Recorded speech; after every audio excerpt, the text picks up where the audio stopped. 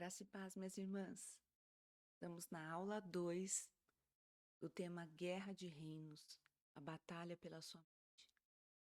E eu quero lembrar que a gente conversou na última aula, nós falamos sobre alguns conceitos em torno dessa guerra, que é uma batalha pela nossa mente, o campo que está sendo disputado por esses dois reinos é a nossa mente. E aí, para a gente entender um pouquinho como essa guerra funciona, nós falamos sobre cosmovisão e sobre paradigma.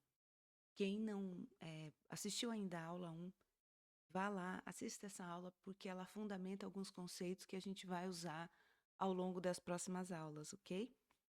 Então, hoje nós começamos falando um pouquinho sobre Abraão. Quem foi Abraão? Um homem pagão que morava ali com o seu povo, com a sua família, em Ur dos Caldeus, e que foi chamado pelo próprio Deus para segui-lo numa jornada desconhecida. Abraão foi o homem que Deus levantou, que Deus escolheu para fazer a partir dele, a partir dos seus descendentes, uma nação que seria uma propriedade exclusiva do Senhor na terra. E por que Deus fez isso? Deus fez isso porque ele queria um povo que fosse padrão, que fosse exemplo, que fosse sinal para as outras nações da terra de como era a mentalidade do seu reino, de como o seu reino se manifestava na terra, os valores, a sua moral, os seus princípios, sua maneira de pensar, de entender, de interpretar as coisas.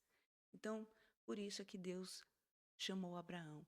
E Abraão é conhecido como o pai da fé. Por quê?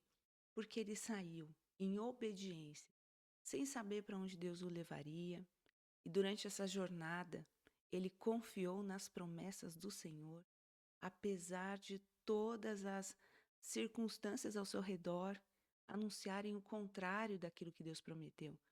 A gente sabe que Abraão já era um homem muito idoso e ainda não tinha tido nem o seu primeiro filho. Sara, sua esposa, da mesma maneira. Mas o Senhor insistia com ele de que faria dele pai de muitas nações. A gente sabe também que a partir de Abraão, todas as famílias da terra foram abençoadas. Que tremendo. E aí, tudo isso que o Senhor prometeu se cumpriu. Deus entregou, fez com que Abraão, na sua velhice, fosse pai de Isaque. Isaque depois teve Jacó e Esaú. E Jacó, seus 12 filhos, representando as 12 tribos, formando a nação de Israel. Mas mais do que uma nação, Deus ensinou esse povo e formou nesse povo uma mentalidade, que é a mentalidade hebraica.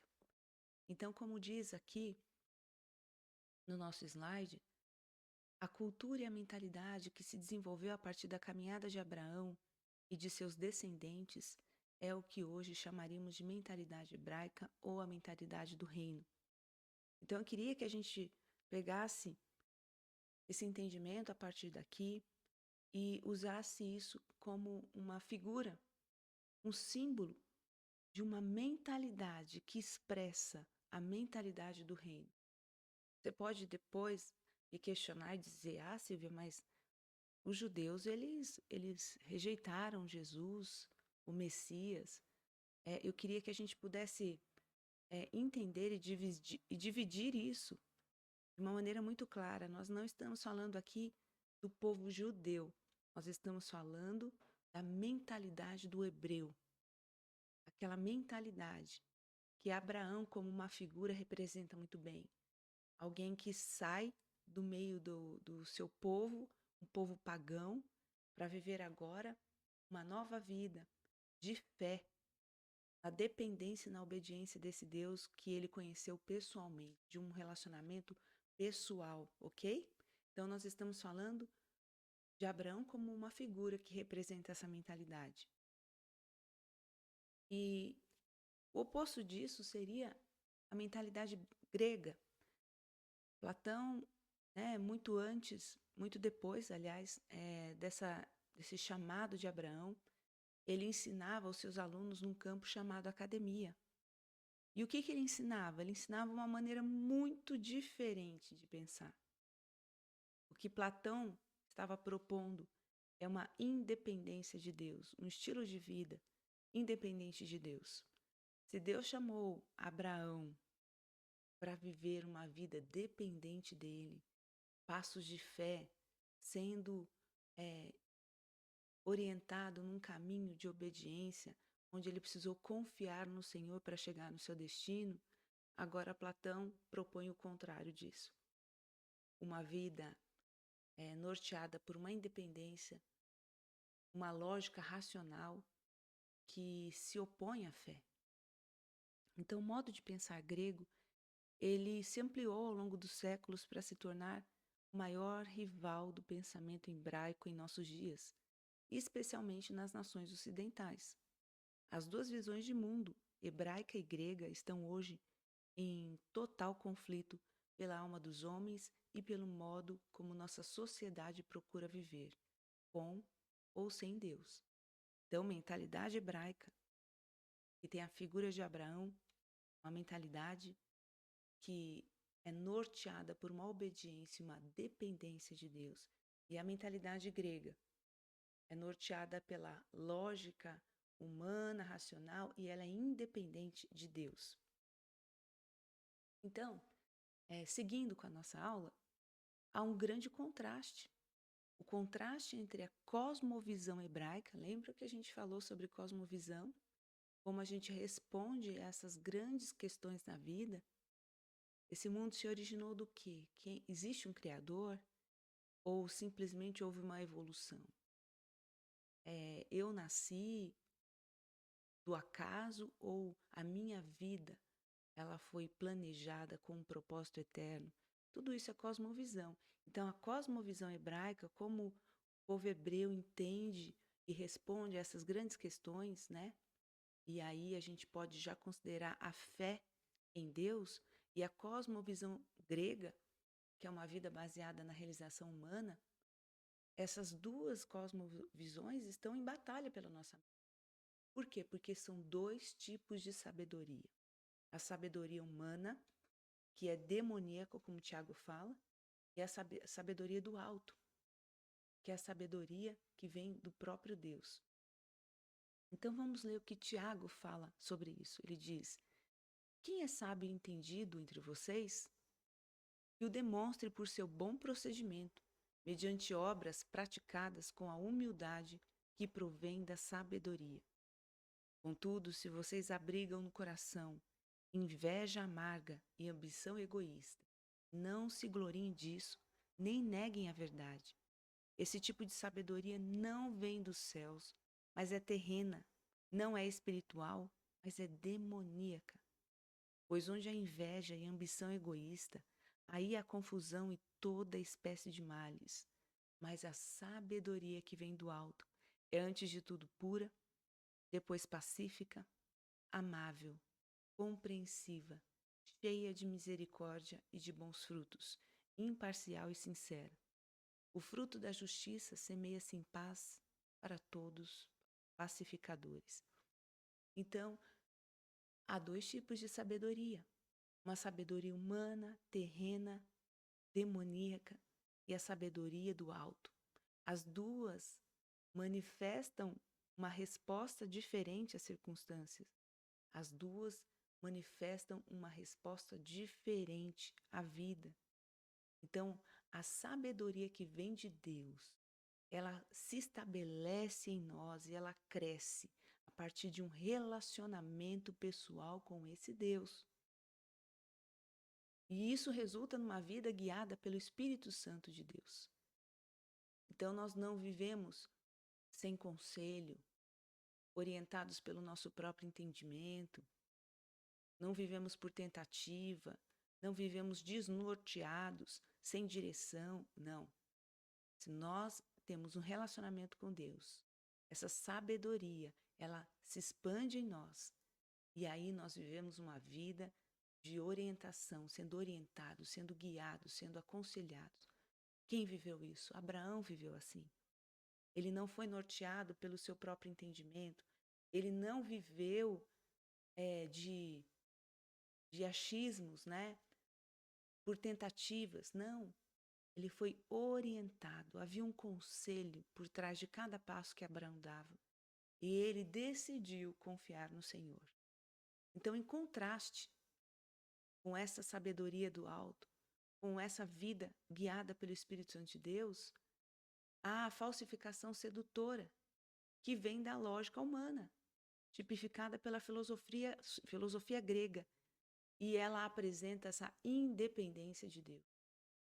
Então, que é o oposto dessa vida, onde nós somos orientados pelo Senhor? É a vida independente, é o homem racional, que é norteado pelo seu próprio entendimento, que confia na força do seu braço, que não consulta Deus para nada, que vai tentando, vive por tentativas, por isso que muitas vezes vive de fracasso em fracasso, porque ele não se submete ao conselho do Senhor, não vive uma vida de relacionamento com esse Deus e, portanto, a sua sabedoria é essa que Tiago cita, é uma sabedoria demoníaca. Então, na cultura hebraica, o que Abraão começou a experimentar, diferente do seu povo, ali da casa do seu pai, é que há só um Deus. Não há vários deuses, como o paganismo. E como há um só Deus, esse Deus, ele é a medida para todas as coisas. Ele é o padrão. Ele é quem define o certo e o errado. Então, portanto, Deus nos propõe, quando nós estamos em aliança com Ele, quando nós caminhamos com o Senhor, Deus nos propõe um padrão moral, comportamental, um padrão de pensamento. E está muito claro e bem delimitado que em tudo isso que o Senhor nos propõe, há sim um conceito de certo e errado, o que é permitido e o que não é permitido. Mas se a gente for para a cultura grega, eles tinham muitos deuses, então não é só um Deus. E aí, por ter muitos deuses, com opiniões divergentes, essa questão de certo e errado, ela não se aplica. E aí o que a gente tem? Nós temos aquilo que nós chamamos de relativismo, ou seja, vai depender do seu ponto de vista. Existe certo e errado? Bom, depende. Como é que você enxerga essas coisas? Então, essa é a grande diferença. Abraão foi chamado para viver com Deus que, de uma maneira muito clara, comunicou seus valores, comunicou o padrão de comportamento, comunicou o que é certo e errado. Já o paganismo, ele não funciona dessa mesma maneira. Por isso o relativismo, ele se aplica. Então, no paganismo, não há o certo e errado. Tudo vai depender da sua ótica. Então, a mentalidade hebraica vê Deus de uma maneira bem diferente do pensamento teológico sistemático do Ocidente, que define Deus e seu trabalho com a criação de maneira linear. O tratamento ao estilo ocidental do caráter divino tenta explicar inconsistências e harmonizar sistematicamente as contradições. Nós percebemos que, apesar de cristãos, nós queremos delimitar Deus, queremos definir como Deus age, até onde ele vai, o que ele faz, o que ele não faz, como ele se manifesta. Queremos conceituar aquilo que não conseguimos entender com a nossa mente humana a respeito da grandeza de Deus, do assombro da sua glória. Mas acontece que a mente hebraica ela não age dessa maneira. Ela não tenta sistematizar Deus dentro de conceitos teológicos. O que o hebreu faz? O hebreu desfruta desse mistério. O hebreu, ele vê o assombro do mistério que gira em torno de Deus, aquelas coisas inatingíveis, inescrutáveis, que a gente não consegue definir com palavras, E o que ele faz? Ele desfruta de tudo isso. Então, o fato de que Deus é incompreensível faz parte do processo do pensamento hebraico. Ele não vai ficar se desgastando tentando explicar Deus. Mas a mente ocidental não é assim. A mentalidade grega, ela tenta explicar tudo. A mente hebraica não. Ela é dominada por essa sensação de espanto e de admiração. Então ela prospera nas inconsistências e contradições do único Deus inspirador. Então, quantas vezes a gente vê, né, teólogos, a religião, o sistema religioso tentando definir até que ponto Deus pode ir, o que Deus faz, o que Deus não faz. Nós queremos, de certa forma, listar aquilo que é aceito e que não é aceito como ação de Deus. Isso acontece muito nos avivamentos, o que é aceitável, o que não é aceitável, mas a mente hebraica, ela não tem o atrevimento de tentar definir Deus, limitar a ação de Deus.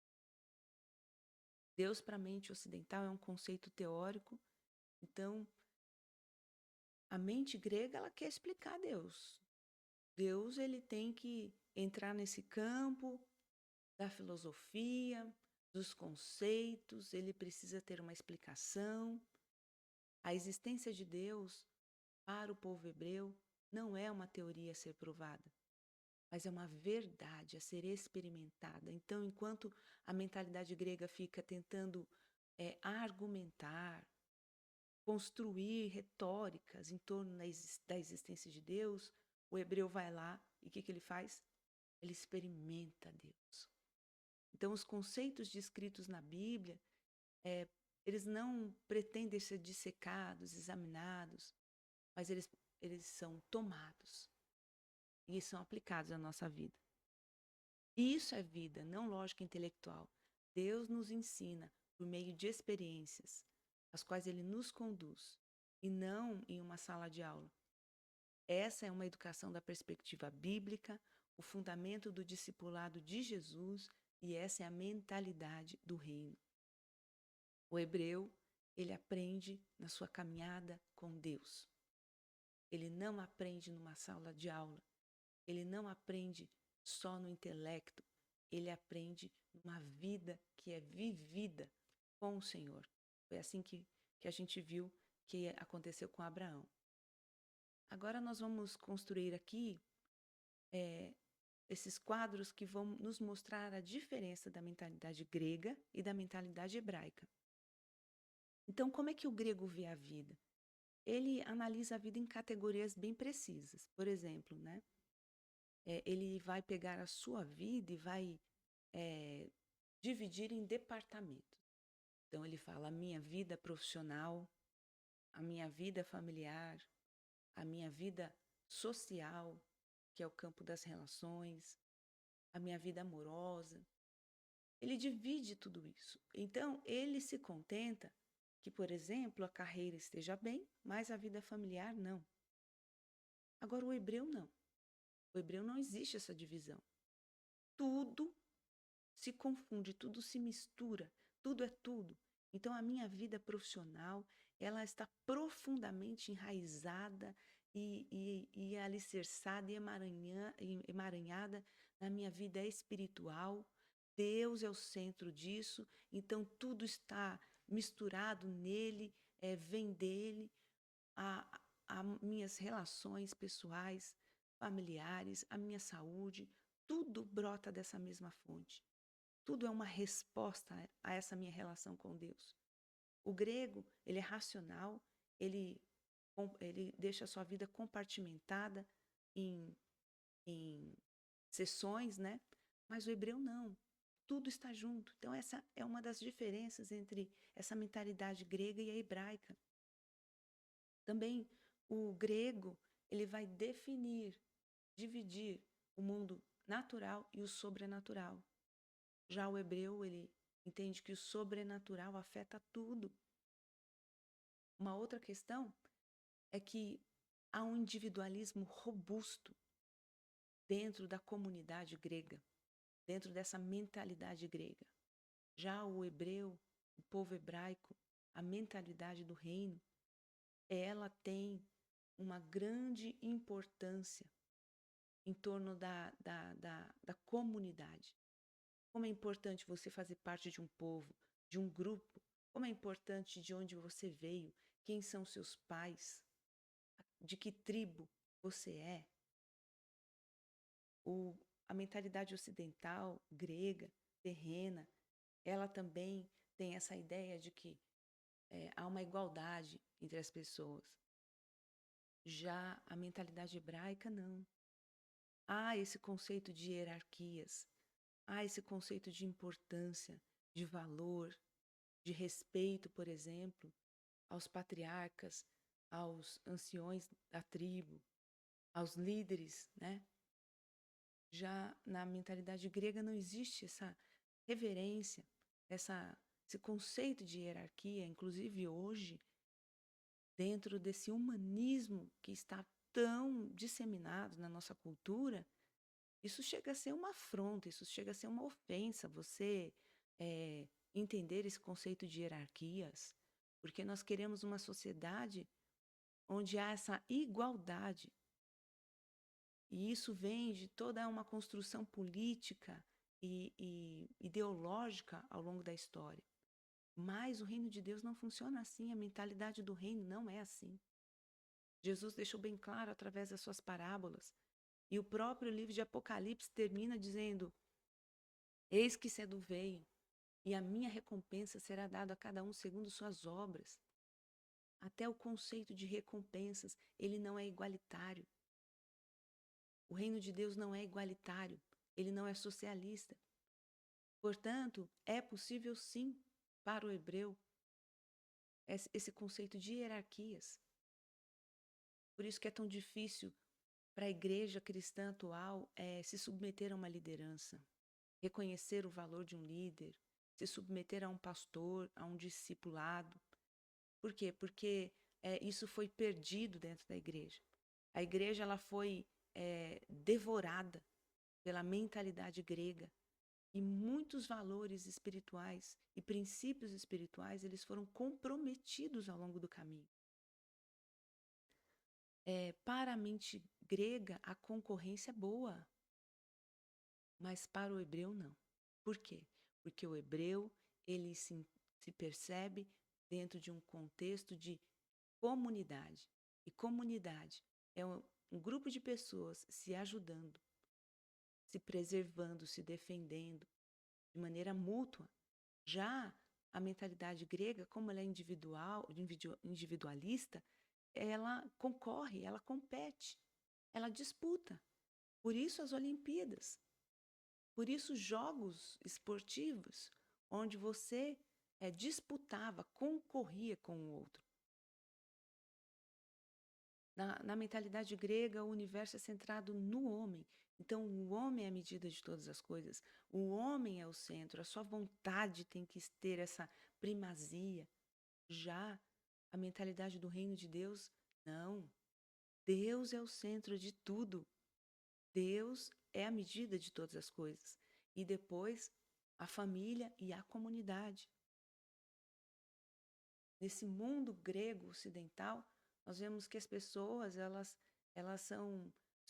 O valor do ser humano é determinado pelos bens que ele adquire, pelo seu poder de influência, por todas as riquezas que ele conquista. Já na mentalidade hebraica, esse valor é derivado das relações familiares. Olha como é chocante a mudança que a gente tem de um pensamento para o outro. E enquanto a gente vai abordando, é tão importante que você reflita. Como é que você enxerga esses pontos? Como é que você realmente se percebe analisando esses conceitos? O grego, ele entende que o poder sobre os outros é alcançado por meio dos negócios, da política e das organizações humanas. Já para o hebreu, o poder sobre os outros é estruturado por padrões sociais ordenados por Deus. Aqui, de novo, esse conceito de hierarquia. Deus nos estabelece em lugares específicos, né? Nós vimos que Deus permitiu que Saul fosse ungido rei e depois Davi, Deus pede para que o profeta vá lá e unja Davi. Então, existe uma participação de Deus estabelecendo reis, estabelecendo autoridades. Isso vem dele, né? Agora, para a mentalidade grega, não. É esse poder, essa disputa, é a maneira como as coisas são conduzidas. É bem diferente. Para a mentalidade grega, os bens materiais, eles vão te trazer essa satisfação de uma realização pessoal. Eles são conquistados com a força do seu braço. Para o hebreu, isso é bênção de Deus, isso é um favor do Senhor, isso é uma bênção do Senhor para você. O próprio Deus te entrega isso. Para o grego, tudo que existe é material. Tudo é matéria, tudo é palpável, tudo é explicável, tudo é visto, né, com os olhos. Mas o hebreu não, ele entende que existe um mundo espiritual, existe esse universo cheio de poderosos seres espirituais. O grego, ele explica a história de maneira linear. Então, a gente vê aquela linha cronológica, onde os acontecimentos históricos estão listados, mas para o hebreu, o tempo ele é cíclico, ou seja, os eventos se repetem. As estações, elas começam e têm fim, elas voltam a se repetir. Então, como eu falei, os gregos eles registram a história nessa linha cronológica, mas o hebreu ele enxerga a história como uma tentativa de preservar verdades significativas de maneiras memoráveis. Então, quando Israel celebra as suas festas, as suas datas, e que eles vão lembrar do que Deus fez no meio deles. Então, aí é um convite, vamos nos recordar de quando o Senhor nos tirou do Egito, da terra da servidão, e nos levou para um novo território, para a terra de Canaã, nos entregando uma terra farta, próspera, abundante. Então, sempre há essas celebrações do tempo, da história, com uma tentativa de trazer à memória aquilo que Deus fez. Mas a mente grega não percebe isso, não percebe Deus atuando na história, não preserva esses acontecimentos significativos. Para a mentalidade grega, toda mudança é boa. Ela é a representação do progresso. Mas para o hebreu, isso é uma violência contra as tradições. Isso é uma maneira de desconstruir aquilo que foi estabelecido pelo próprio Deus. Para o grego, o universo evoluiu por acaso. Vocês lembram que a gente falou na outra aula, né? Sobre essa ideia de que o mundo ele surgiu de uma explosão e depois a evolução ela foi acontecendo por acaso. Já a mentalidade hebraica, ela crê de maneira irrefutável de que Deus criou todas as coisas. O grego, ele exalta as virtudes intelectuais. Então, o homem intelectual, é isso que importa, né? A maneira como ele percebe os conceitos, como ele vai pensar a respeito disso. Já o hebraico, ele exalta as virtudes morais. Então, o homem é moral. Para o grego, o que importa é o pensamento correto. Já para o hebraico, a conduta correta. Então, como você caminha, como você expressa o seu entendimento na sua vida prática, no seu dia a dia. E aí a gente pode entender que para o grego, conhecimento é o que importa. E para o hebraico, para a mente hebraica, o que você faz, as suas ações, a sua prática é o que importa. Então, olha aqui uma maneira da gente entender como essa mentalidade grega ela é compartimentada, né? A minha vida espiritual, a minha vida familiar, o meu trabalho, a minha saúde, os meus relacionamentos. Mas isso não existe, essa divisão, essa compartimentação da sua vida, isso não existe para a mentalidade hebraica. Porque para o hebreu, o homem ele é integral. Tudo está emaranhado. A partir de Deus como centro da nossa vida, tudo se constrói. Então, a minha vida familiar está totalmente relacionada, diretamente relacionada à minha espiritualidade, ao meu trabalho, à minha saúde. Por quê? Por exemplo, o hebreu, ele entende que o seu trabalho é uma adoração, é uma expressão de adoração. Então, eu adoro a Deus enquanto eu cuido dos meus filhos, enquanto eu preparo uma refeição, enquanto eu organizo a minha casa. Eu adoro a Deus enquanto eu sirvo a comunidade. Isso é uma expressão de adoração. Então, a mentalidade grega, ela vai sempre ter os olhos fixados na aparência. A gente pede para alguém que tem a mentalidade grega descrever uma árvore, ele vai dizer: tem troncos, raízes, galhos, folha. E aí, se eu peço para o hebreu descrever uma árvore, ele vai falar da função e do propósito dessa árvore. Ao invés dele falar dos troncos, da raiz, dos galhos, da folha, ele vai dizer: ah, é para descrever essa árvore? Ok, ela dá frutos. É assim que ele vê. Qual a função das coisas? Não a aparência. Então, olha o grego descrevendo um lápis. Ele é cilíndrico, colorido, comprido. Já o hebreu vai dizer: eu escrevo palavras com isso. Ele é feito de madeira, ele é útil. Então, o hebreu, ele sempre vai ver a mentalidade hebraica qual a função das coisas. E enquanto que os gregos vão ficar sempre nessa é, percepção da aparência. Vamos aqui partir para um outro exemplo, para a gente entender um pouquinho como funciona essa mentalidade hebraica. Então, a palavra hebraica shema não significa apenas ouvir ou obedecer. O estilo de vida shema hebraico envolve ter um ouvido para ouvir, significa ouvir, prestar atenção total, como se sua vida dependesse disso.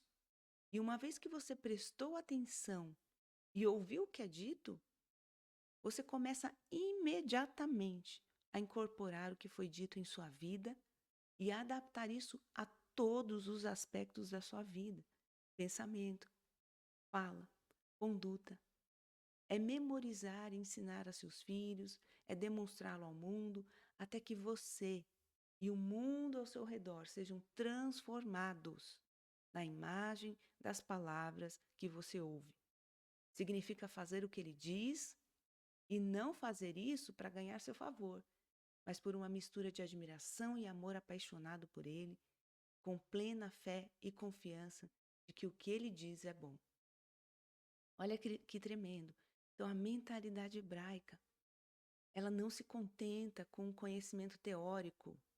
Ela precisa imediatamente deixar com que essa verdade, com que esse ensino, com que essa orientação que chegou aos ouvidos, ela se torne parte de toda a sua vida, a ponto de ser manifesta nas suas práticas, a ponto do seu andar, do seu agir, do seu falar, do seu reagir, das suas decisões, tudo manifestar aquilo que você aprendeu. Como é diferente, né?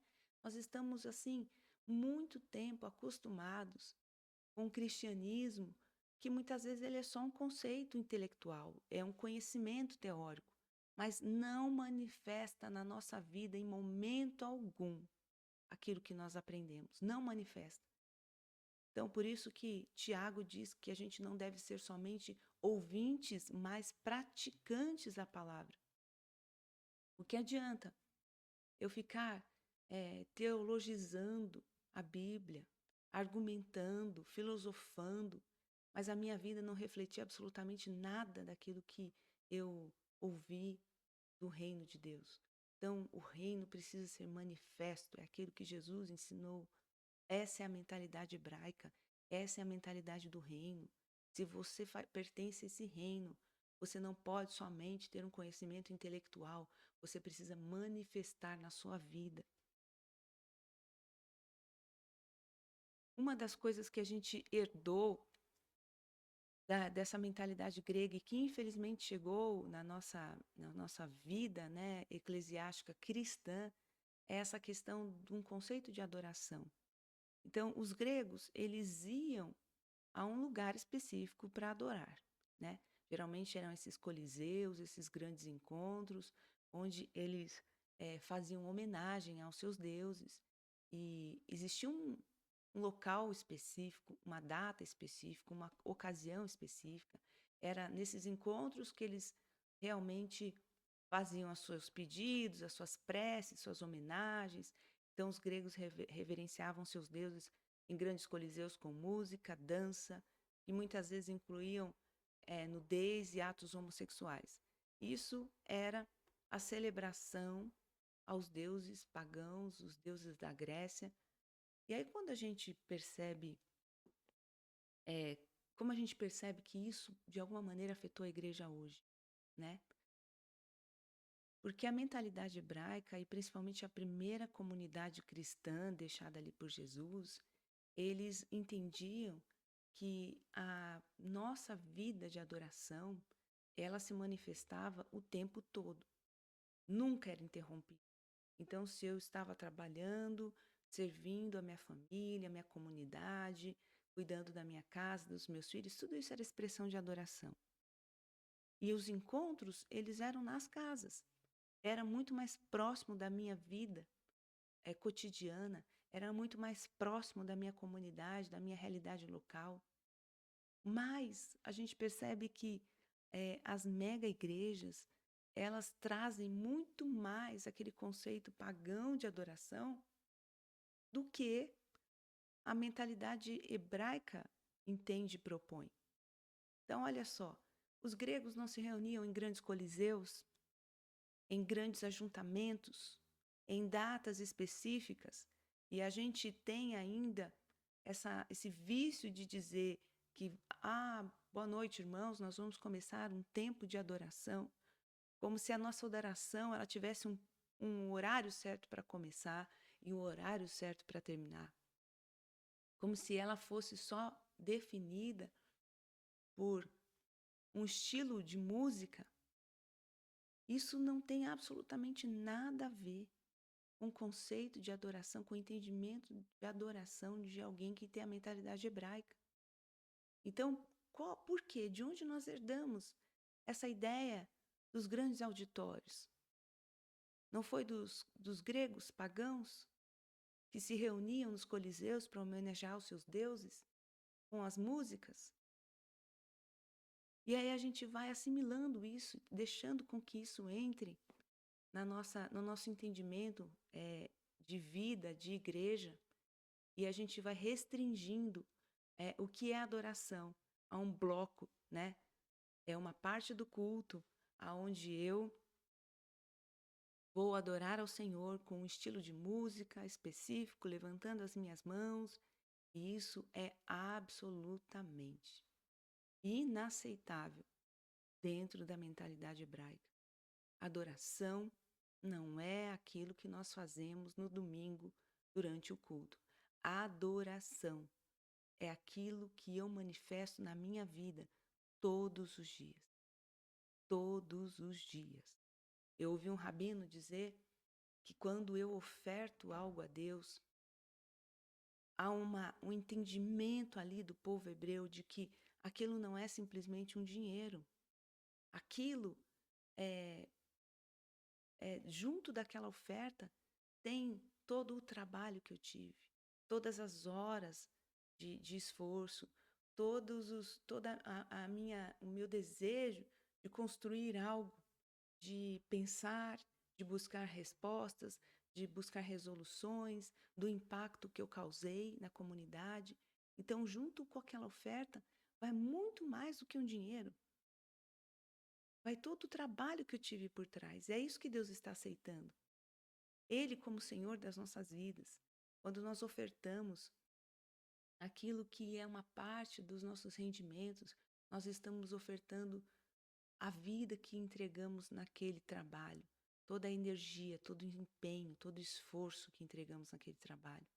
Então, a nossa vida, todos os dias, no dia a dia, toda hora, ela é uma expressão de adoração. Isso que a gente tem que tomar cuidado, como essa vida é vivida.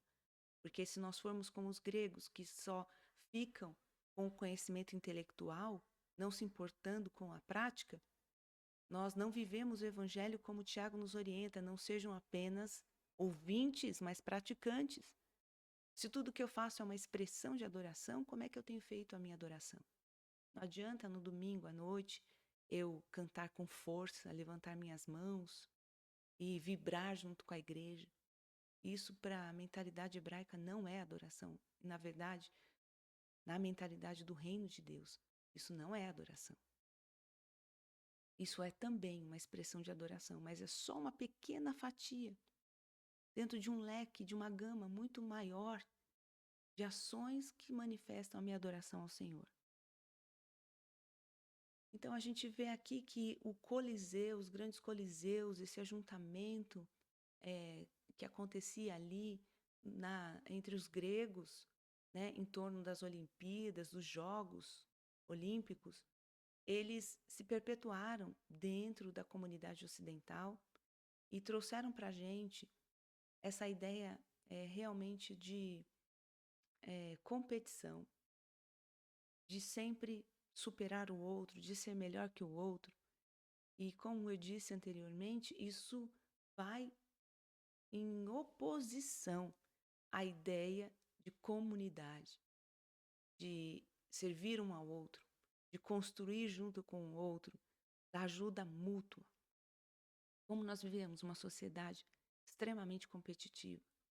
E hoje a competição, ela na verdade é considerada como de uma maneira muito positiva em uma pessoa. Se ela é competitiva, principalmente no mercado de trabalho, isso é muito bom, porque ela vai sempre querer superar os outros.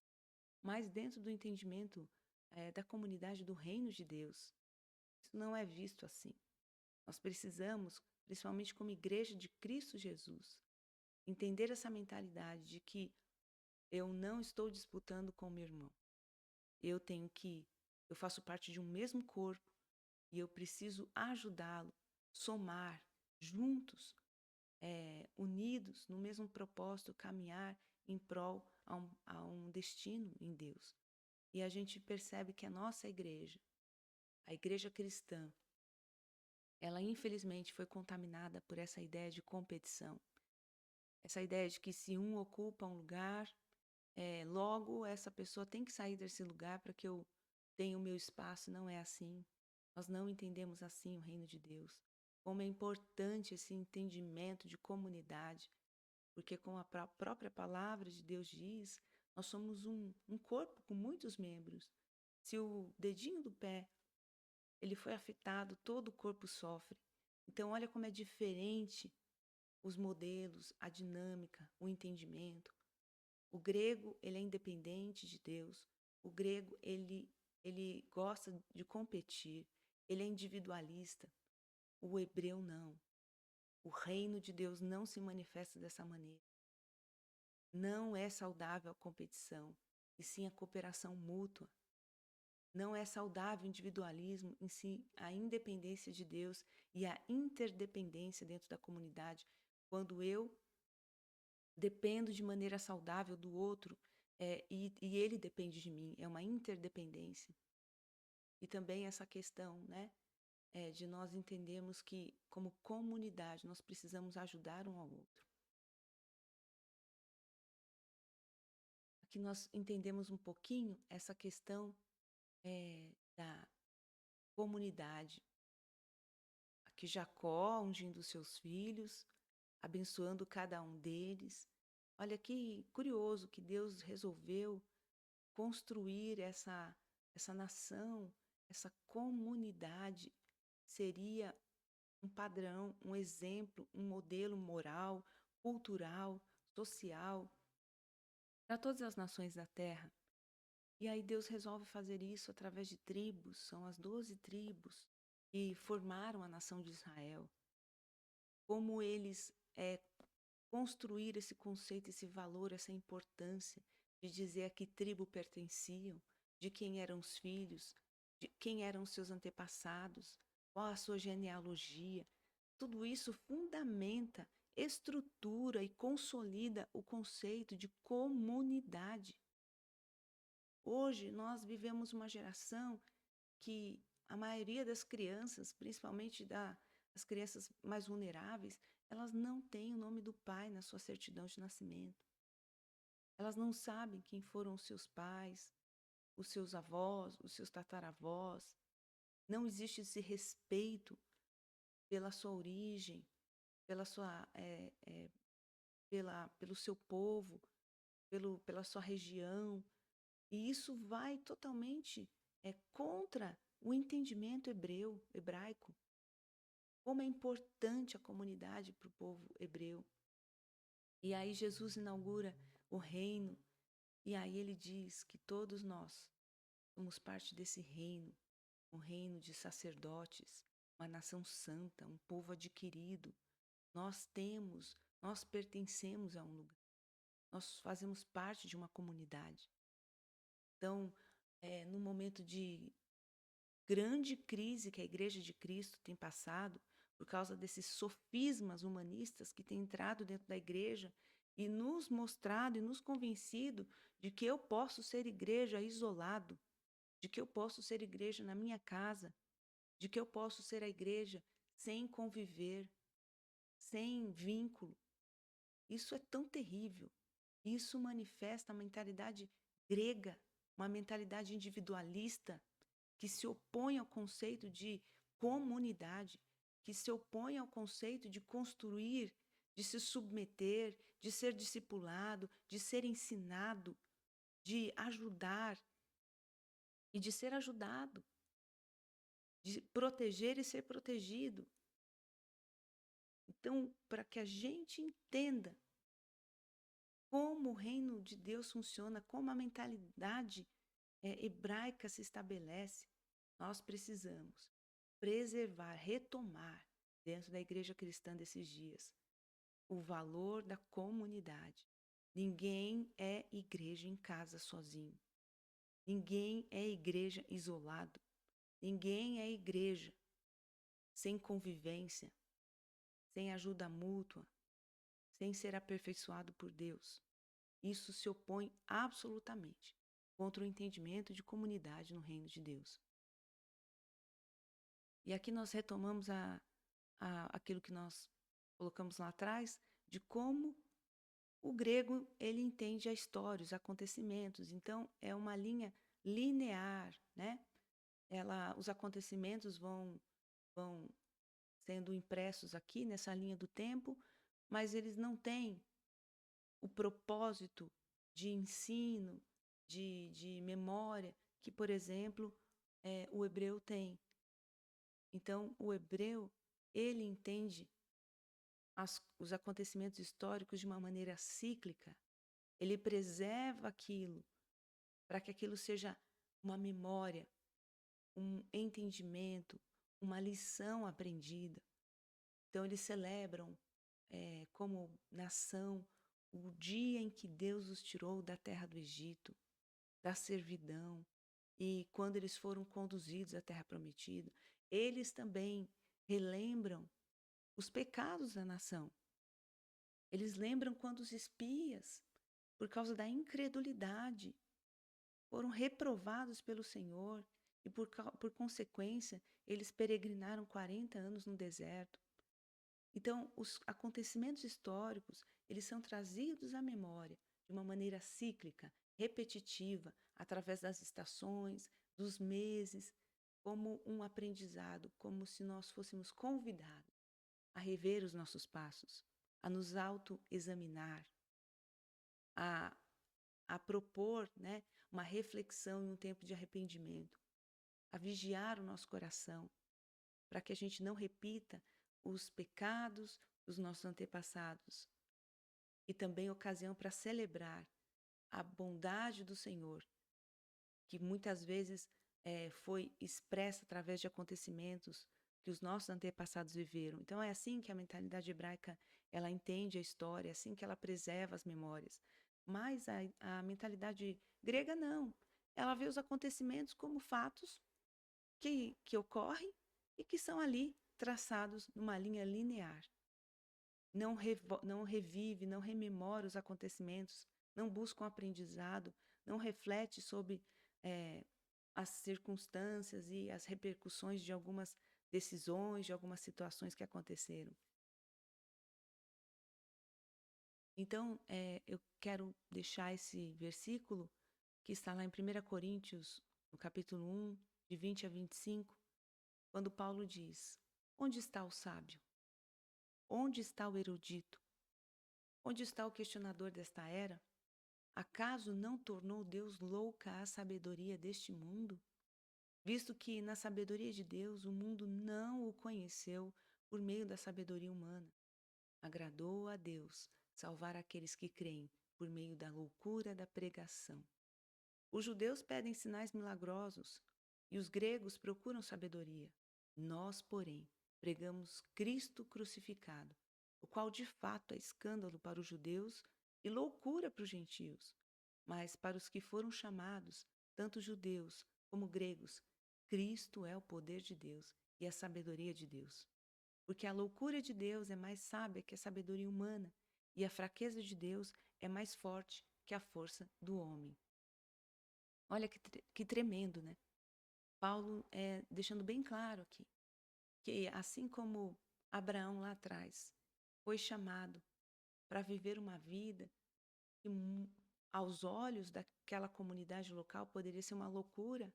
Abraão, por que você vai sair de um lugar onde você tem acesso a tantos recursos, onde você tem segurança, porque nós somos uma comunidade? Aqui você vai ficar protegido dos saques, aqui você vai ficar protegido da vulnerabilidade, das secas, da fome. Aqui nós temos armazéns, nós temos provisão, e você vai sair andando para um destino incerto. Assim como foi loucura essa atitude de Abraão lá atrás. Loucura acreditar numa promessa de Deus quando já era velho, já não tinha expectativa nenhuma de ter filhos. Loucura acreditar que Deus, àquela altura do campeonato, poderia fazer com que uma grande nação ainda surgisse daquele homem. Aí Paulo diz que também Cristo Jesus, morrendo naquela cruz, para nos unir de novo ao Deus Pai, para pagar o preço pelos nossos pecados, também é uma loucura, tanto para os judeus quanto para os gregos, que não entendem a sabedoria do céu, que não entendem essa mentalidade do reino, essa mentalidade hebraica. Mas Deus resolveu, né, que assim fosse. Ele resolveu usar uma mente que se opõe a esse entendimento humano. Ele resolveu construir no seu povo essa mentalidade do reino, que muitas vezes é loucura mesmo para o homem natural. Então que o Senhor, Ele nos leve por essa jornada. Hoje nós abordamos alguns conceitos gerais, mas eu quero que você tenha paciência, porque nós vamos construir a partir daqui tópicos muito mais dissecados, né? Nós vamos nos aprofundar em cada um desses aspectos com muita paciência. E aí, aos poucos, o Espírito Santo de Deus estará nos trazendo esse entendimento mais claro a respeito da mentalidade do reino de Deus, a mentalidade hebraica. Que o Senhor esteja falando com você no seu dia a dia, em tudo aquilo que surgir diante de você, que você possa já começar a identificar o que é uma mentalidade hebraica e o que é uma mentalidade grega, pagã.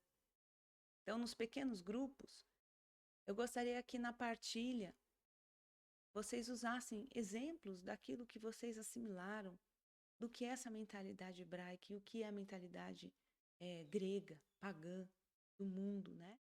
Aquilo que a partir dessa aula você já começou a identificar, que haja entre nós um tempo realmente de confissão, né, de pecados. Por muitas vezes temos entendido o reino de Deus com óculos, com essa cosmovisão grega, terrena. Amém? Que o Senhor nos abençoe e nos conduza. Em nome de Jesus. Deus abençoe vocês.